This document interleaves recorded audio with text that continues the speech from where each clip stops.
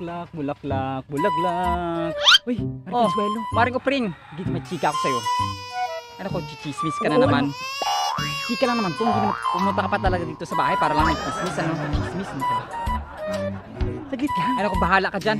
Basta ako mag-shoutout ako dito. Shoutout kay Bienvenido Comora at Christian De Los Santos. Shoutout sa inyo dyan, ha. Shoutout. Okay, mag-chismis. Oh, pre, ano yun? Uy, pre, alam mo yung kapitbahay natin? Chismis? Oo. Dito chismis.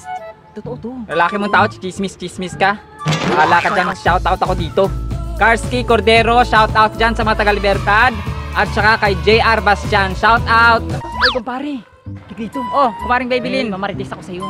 Ay nako, chichismis ka na naman. Sorry, hindi ako mahilig. Alam mo kung saan ako mahilig dito sa shoutout. Shoutout kay Ward G. Gonzalez at Marvin Comontas. Shoutout. Ay nako, si Jennifer, alam mo. Oo. Ay nako, kumaring Opring. Yung pinaka-latest Hindi dito ako sa mahilig barangay. dyan sa mga Hindi ka. chismis na yan. Shoutout na nga ako dito. Kasi shoutout kay Lea Zaragoza Lumikid, kay Ella May Zaragoza Lumikid, Ana Marie Zaragoza Mayor. Hoy, Pot, anong ginagawa mo dyan? Magpapakamatay ka ba? Hindi ako magpapakamatay. Iwas ka sa chismis. Shoutout ako at iwas ako sa chismis. Ayan, shoutout kina Edrelyn Bataluna Zaragoza at Edvinic Bataluna. Ayan, shoutout sa inyo. Tatago ako dito kasi baka pupunta na sa bahay yung ano, yung kapitbahay kong chismosa. Ano ko? Shoutout na nga lang dito.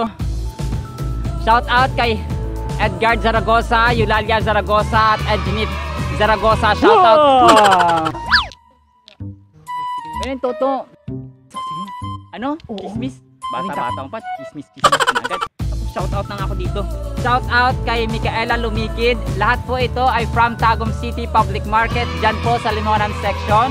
Shoutout po sa inyo, lalo po kay Lea Zaragoza Lumikid. Oh, Jennifer. Consuelo, saan pupunta? Mamalengke ka?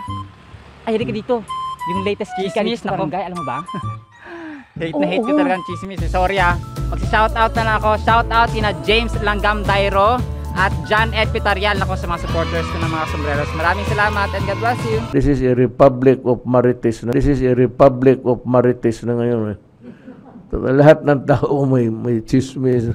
Nakakatawa mang isipin, ngunit kahit ang ating presidente ay tinawag na Republika ng Marites at Marisol, chismoso, chismosa, ang ating bansang Pilipinas. Ngayon ay bibigyan ko kayo ng mga posibleng English terms or English translations ng chismoso at chismosa. Quidnunc at gossipmonger. Quidnunc at gossipmonger. Newsmonger at motormouth. Newsmonger at motormouth. Jabber and prattler. Jabber and prattler. Last example is blabbermouth. Blabbermouth. Take note mga sombreros na mga few examples lamang ito ng mga English translations ng Marites at Marisol. Pero dahil galit ang Panginoon sa mga chismis, chismoso, chismosa, ay bibigyan ko kayo ng mga practical tips kung paano makaiwas sa chismis. Number 1, huwag masyadong magbabad sa social media. Ayan, sa social media, sa TikTok or ng mga platforms na ikaka-trigger ng pagiging chismoso-chismosa natin. Next practical tip, ilaan ang oras sa mga makabuluhang bagay imbis na sa chismis.